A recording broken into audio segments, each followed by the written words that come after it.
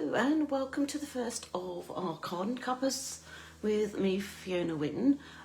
It's January 2025 and this is the first one of the year, and it's also the first one where I am no longer a Stampin' Up! Demonstrator.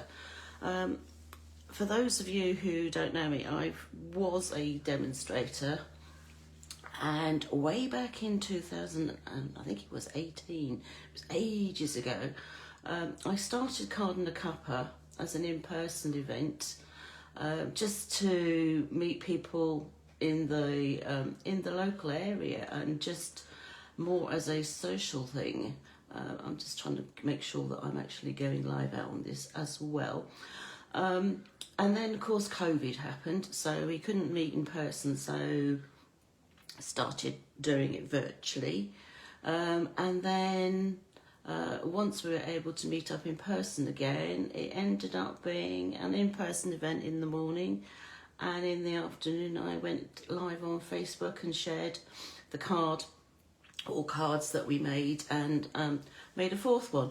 But this year I've changed things out slightly, or changed things up even, in that I don't have 3 cards to share, but what I do have to share is a fancy fold.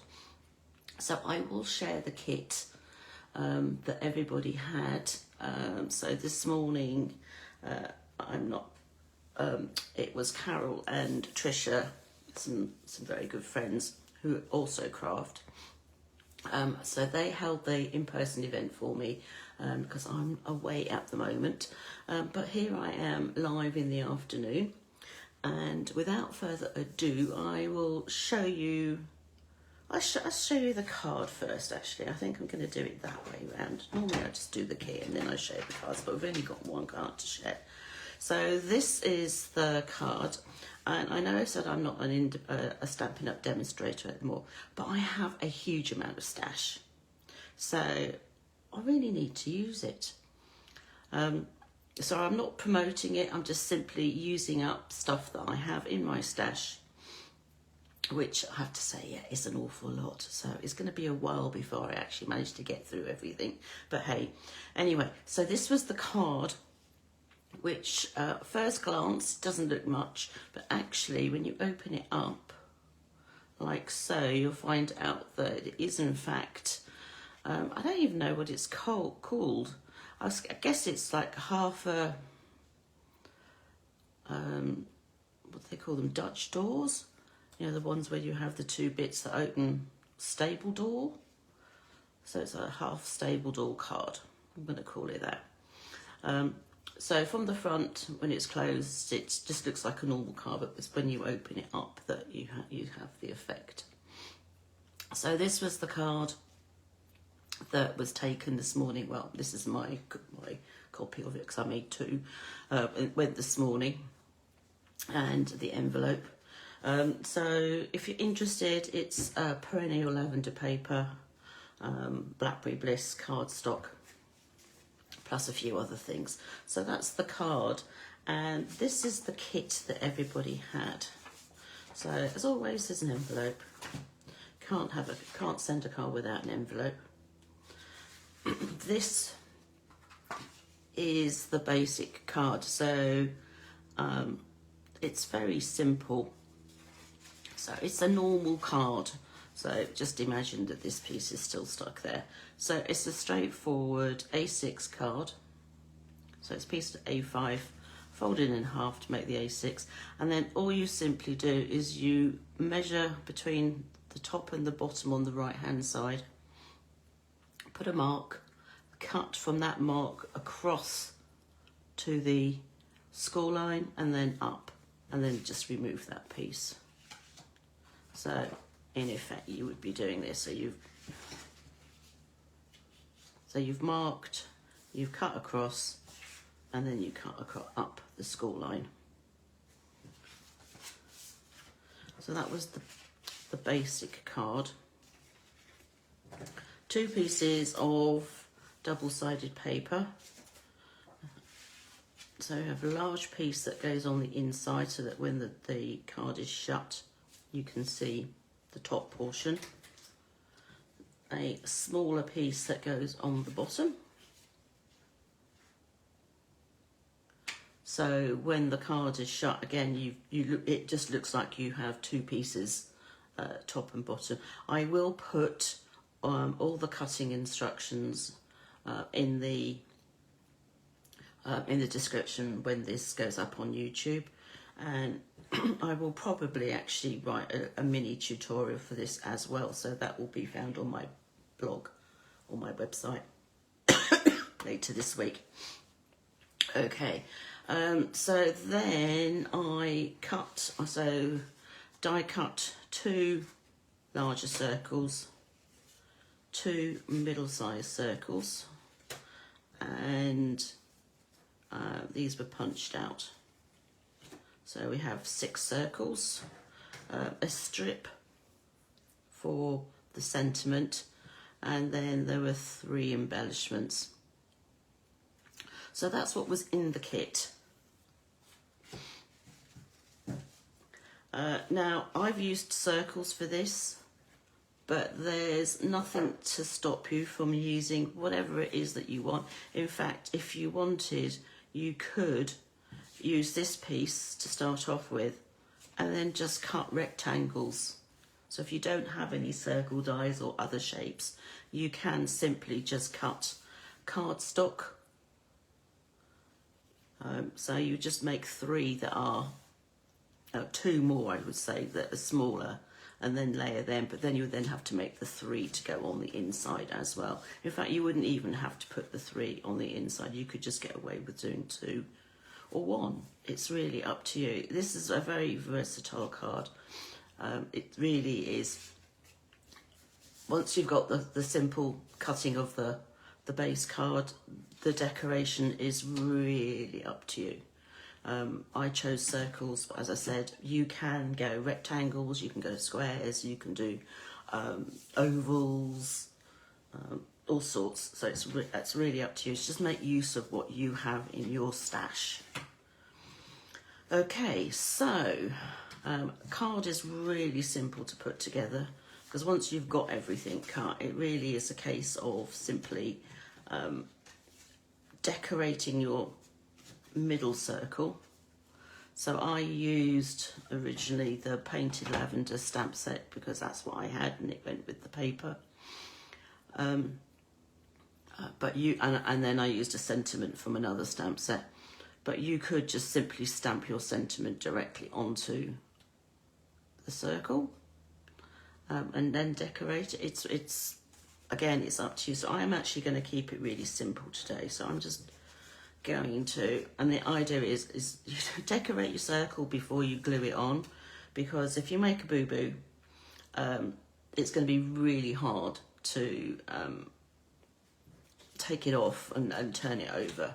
You would then have to start with your second piece and stamp that and then just glue it over the top, or very carefully try and peel it off. And it's so yeah, always stamp first and then glue it on or in, especially if you're going to do a white insert on a card, not this card obviously, but on another card. Again, I would say stamp your sentiment, stamp your image before you glue it in.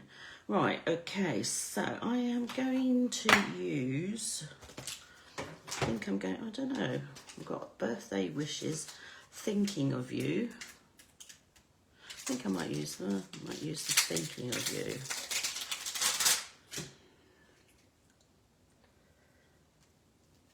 Let's just peel that off and stick it on a block. That's that. I've not used this one before, so I might just have to see how it goes. Right, I've got my ink which goes with the card and stuff. Let's see, I'm going to put that in the middle, or attempt to put it in the middle. It doesn't matter if it doesn't quite make it. So that's going to go there. That's fine. So I have that. And then I'm going to decorate. So I have I'm going to use, that was the stamp that was originally used to stamp this piece here. So I'm going to use that. I need a bigger block. Just about fits on there. And I want it showing in the background rather than right on the foreground. So what I'm going to do is I'm going to ink up, but instead of stamping, I think my stamps are a little bit cold. Don't know what's going on here. Instead of stamping full blown, I'm going to stamp off first so that the image is paler, like that. I'm going to do another one. Again, stamp off. And this time I'm going to have it going, let's see. That way, I think. So I have that. Now the question is, do I want to put the butterflies on as well? And I think I do. But the butterflies I'm not going to worry too much about stamping off. I'm just going to use the actual ink. Now I don't have a lot of space on here, so I'm going to carefully, she says, just ink up one of the butterflies. So I want this larger butterfly, and because this is a photopolymer stamp, you can actually see through, and just make sure that your ink only goes on that image. Let's see, I'm going to put that there, except I made a bit of a boo-boo there, and I don't know that I'm going to be able to, not quite. So I didn't stamp down properly on that. I'm going to put one here, going off, and then I'm going to clean with my fingers. Probably not a good idea, but hey. And just stamp that little one. I don't know if I'll get away with that. Oops, you know what? I am going to turn it over because I am not happy. So I'll start again. This is why I say, as I said, make sure that you do your stamping before you actually put it on. So I'm thinking of you, again, full-blooded, like that. This is one of those colours that you have to be really careful, because you've got a little bit on your finger, you will, oops, let's close that up because I'm about to put my fingers in that. I'll bring in the Lost Lagoon again. Off.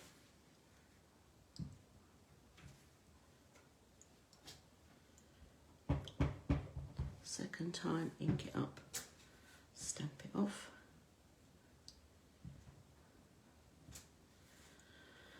Like that. Everything together.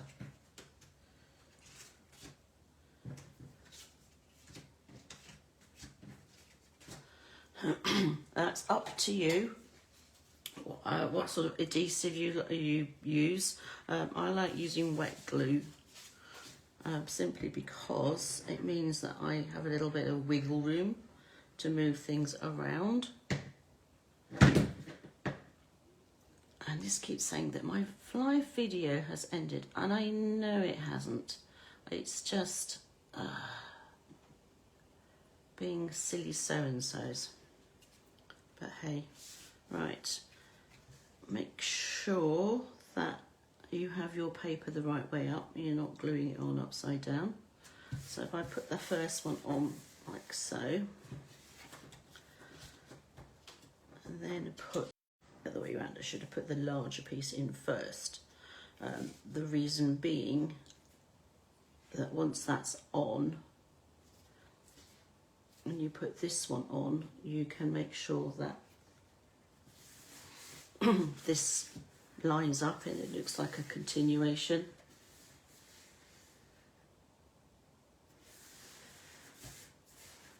It's going to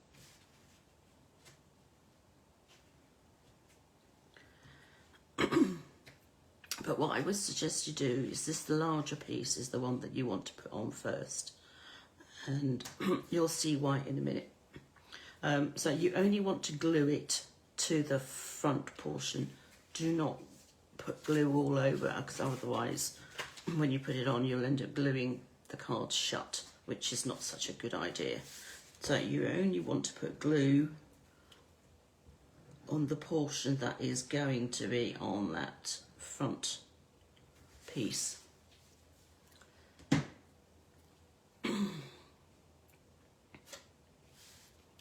make sure it's the top and bottom. Don't always succeed, so I think that might need to go down a bit.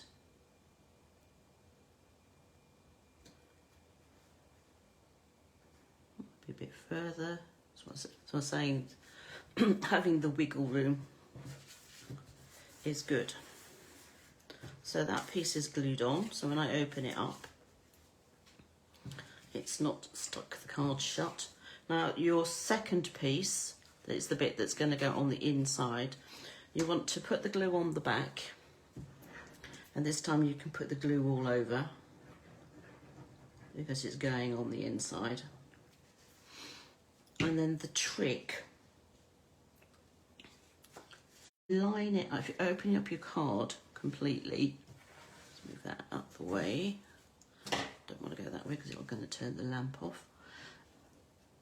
So if you open up the card completely, place the piece that needs to go on the inside over the piece on the front, and then simply close the card.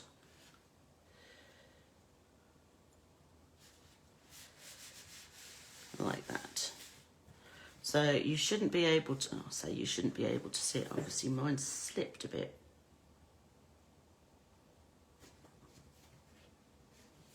Shouldn't be able to see it behind. Like so. Mine's definitely slipped, but that's okay. That's because this moved.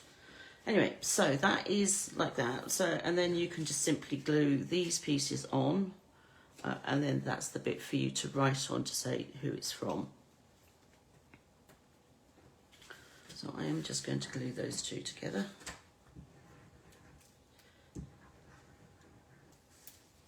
Like so.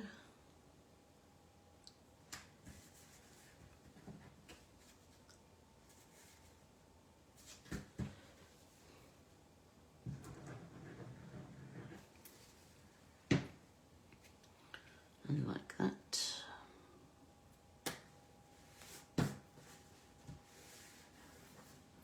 So that's those. And then these, again, you can glue, you can put dimensionals on them, you know, foam pads. It's really up to you.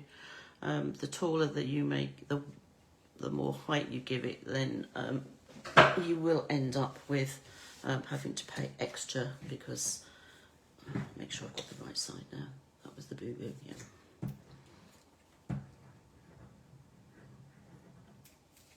Yeah, so more height, the more post you have to pay, because it'll end up going as a large letter rather than a normal size standard letter. So that can go on there like that.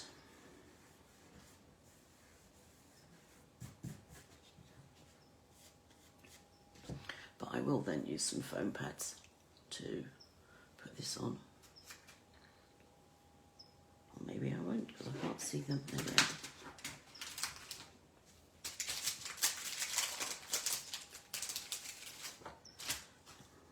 I've got some bits here that I'll use up. They've been cut because I was doing things. Right. Let's put that on. Just remove the backing.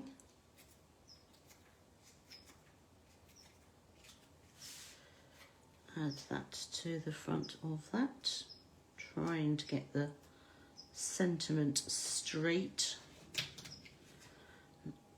Nothing worse than having a wonky sentiment. Sorry if my head's in the way. Like so. And then we've got our little embellishments to put on. And I'm just going to end up using fingers, I think. These are fairly large.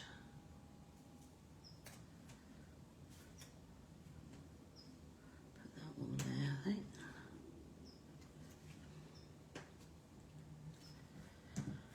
Okay, so that is it. Oh, and then the last thing I need to do is to do the envelope. So if you have paper, you could put a strip of paper on. You can obviously stamp, which is, I think that's what I'm going to do quickly. Lids for various things all over the place.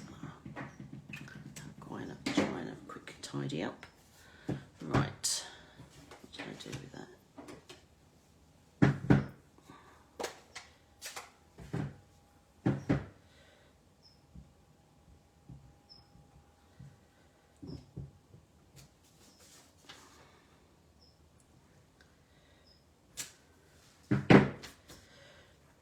I think that's it. I don't think I need anything else. It's just something simple. So there we go. So that's my card from now, and that's the card that went to Card A Cuppa this morning. So that was the envelope, and that's. Oh, and I just suddenly realised this one also has. I don't know. Might know if I can catch the light with it. This also has Wink of Stella on it. There's some little dots. Let's see if you can see it. And that's easy to do. I don't want it on the back piece, so I'm going to close that up. And if you get your Wink of Stella, make sure that there is some actually in the reservoir there. And then all I did was literally knock it, or you can knock it or you can flick it. Let's see. There we go. Or you can, as I said, you can flick. It will go everywhere, which is why I opened up the card so it wouldn't go in the middle. And then, so that's now been winked. So there you go. The one thing I do need to do is make sure that that is. There we go, that's it.